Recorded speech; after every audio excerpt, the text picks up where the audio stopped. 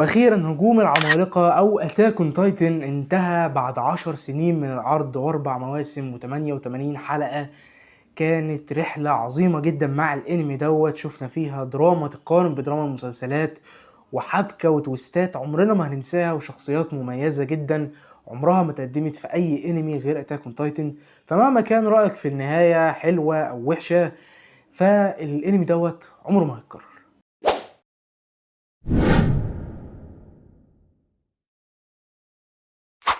بداية بقى كده، فالحلقة ديت كانت تقنيا عظمة، مفيش ولا غلطة. ما بقى عملت كل اللي عليها في الحلقة ديت، وكانت تستحق فعلا ان احنا نستنى كل الفترة دي علشان نشوف الحلقة.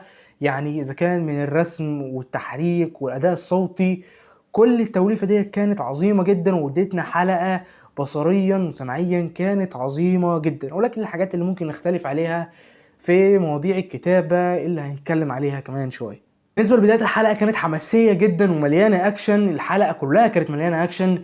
ولكن في بدايه الحلقه بنشوف التحالف بتاعنا ضد عمالقه غريبين جدا، كانوا مستغربين ايه دول، مين دول. طلع ان دول العمالقه التسعه المؤسسين من الازمنه اللي فاتت. يومر رجعت كل العمالقه المؤسسين اللي قبل كده، برتولد وجاليارد وكلهم كانوا موجودين علشان يحموا ايرين من اي حد من الفايلق يصيبه. وعلى مستوى الحوارات ما بين الشخصيات، فكانت الحلقة ديت مكتوبة بعناية شديدة جدا من اسامة زي ما عودنا، وبالرسائل المبطنة اللي بيحطها ان كل الكلام ما بين الشخصيات لازم يكون فيه رسائل مهمة واسقاطات على حياتنا الواقعية. زي مثلا ما شفنا الحوار ما بين ارمين وزيك، ان هما كانوا بيتكلموا عن ان الحياة مش لازم يكون فيها صراعات، مش لازم يكون في حاجات كبيرة جدا علشان ان احنا نعرف نعيش. ان ممكن تاخد رغبتك في الحياة بحاجات بسيطة اللي هي ملهاش لازمة. يعني في وصف ناس كتيرة جدا، زي مثلا زيك لما كان بيلعب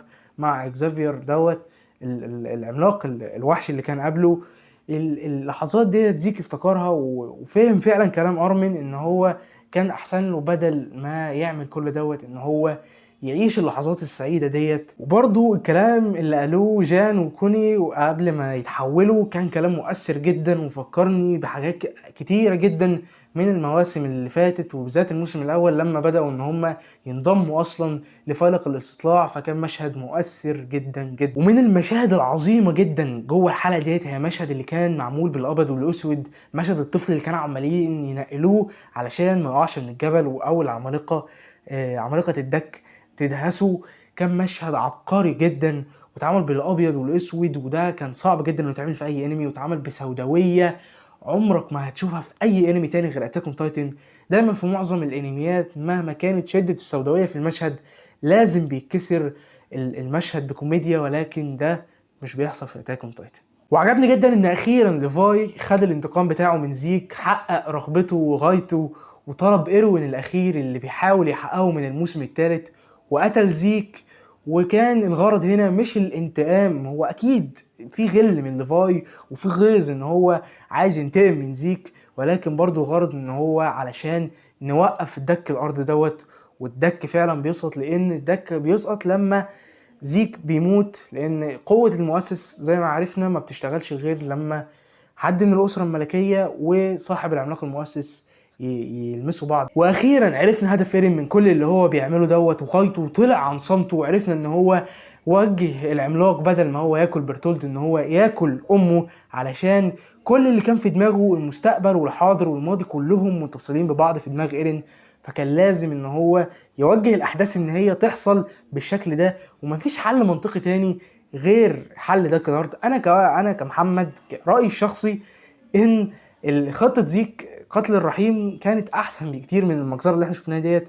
ولكن بالنسبه لمصلحه إلديا ومصلحه باردايس واصدقاء ايرين كان هو ده الحل الوحيد، ان انت تبيد معظم البشريه 80% من البشريه علشان هيتبقى 20% بس. لو واجهوا باردايس هتكون المعركه متكافئه، ولو خطه ايرين نجحت ان هم يعقدوا السلام مع اهل باردايس، ان هم دلوقتي بقوا الابطال، هم دلوقتي بقوا اللي قتلوا الشر، هم اللي قضوا على العمالقه وقضوا على سلاله العمالقه خالص بقتل ايرين ييجر الشر. فدلوقتي ايرين برز صحابه على انهم ابطال على حساب روحه وعلى حساب تضحيته بان هو يعيش مع ميكاسا اللي اعترف اخيرا ان هو بيحبها، ان هو يعيش مع اصدقائه. وبنشوف ان هو انانيته ان هو مش عايز ميكاسا تنساه بعد ما هو يموت، إن ايرين تعاطفنا معاه وكونه شخصية عظيمة، ان هو انسان وعنده مشاعر، مش شخصية جامدة وباردة. اخيرا ميكاسا طلعت عن العبوديه اللي هي فيها لايرين. ايوه، ميكاسا طول الانمي كانت عبده لايرين، بتبرره في اي غلط بيعمله معاه، في اي شيء موافقه على اي شيء بيعمله حتى لو كان دوت هيكلف دمار البشريه كلها. ولكن هنا ميكاسا تخلت عن حبها وضحت بروح واحده عشان ننقذ كل الارواح ديت. الناس ديت ضحت بحبها، وده اللي خلى لعنة يومر تتفك والعمالقة خلاص انتهت. وده اللي كان برضو سبب الصداع اللي بيجي لميكاسا، ان يومر كانت علقة في دماغها وعايزة تعرف ايه اللي ميكاسا هتعمله.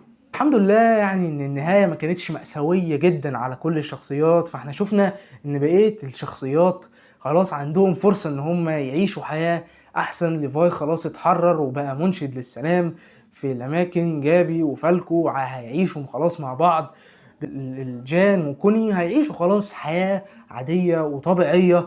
بالنسبة كمان لراينر اللي كان شايف ان هو مفيش حل غير ان هو يموت، رجع له تاني الامل في الحياة لما لقى ان امه مش مهتمة ان هو اذا كان العملاق المدرع ولا خلاص ما بقاش العملاق المدرع. ف يعني اللي زعلني بس ان ايرين مات بعد ما ضحى بكل دوت علشان اصدقائه. ولكن هي دي النهاية المنطقية وهي دي النهاية الكويسة، مش لازم تكون سعيدة على الكل. وفي نهاية الحلقة خالص بنشوف ان في طفل صغير معاه كلب، ونشوف ان خلاص ان جزيرة بارادايس رجعت للبدائية تاني بعد ما شفناها في مشاهد في التتر ان هي اتطورت وحاربت وعملت حاجات كتيرة. تشوف الطفل دوت بيوصل للشجرة اللي يومير وقعت فيها وتحولت من خلالها لعملاقة. وهنا اعتقد يعني من وجهة نظري ان رسالة اسامة في المشهد دوت مش ان العمالقة هترجع تاني، او مش ان العمالقة ما انتهتش، لكن رسالته ان دايرة الحرب والعنف والكراهية والانتقام ديت مش هتخلص، وان دي دايرة هتفضل تلف لحد ما البشرية كلها تنهار. وان ده الحرب دوت ما كانش عشان العمالقة شياطين او حاجة، ولكن دوت الشيء دوت في النفس البشرية. الحرب والقتال والعنف دوت في النفس البشرية مش هيقف غير لما البشرية كلها تنتهي.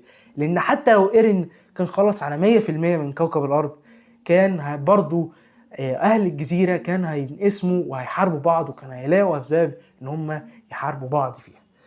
بس كده، دي كانت تحليلي ووجهة نظري في الحلقة الأخيرة من أتاك أون تايتن. قول لنا رأيك في النهاية. بالنسبة لي النهاية 9/10. النهاية ما كانش فيه نهاية ممكن تتعمل أحسن من كده. على النهاية ما كانتش يعني كارثية زي مثلا نهاية جيم اوف ثرونز، ولكن النهاية بالنسبة لي كانت مرضية جدا. قول لي رأيك في النهاية في الكومنتات، وبس كده، سلام.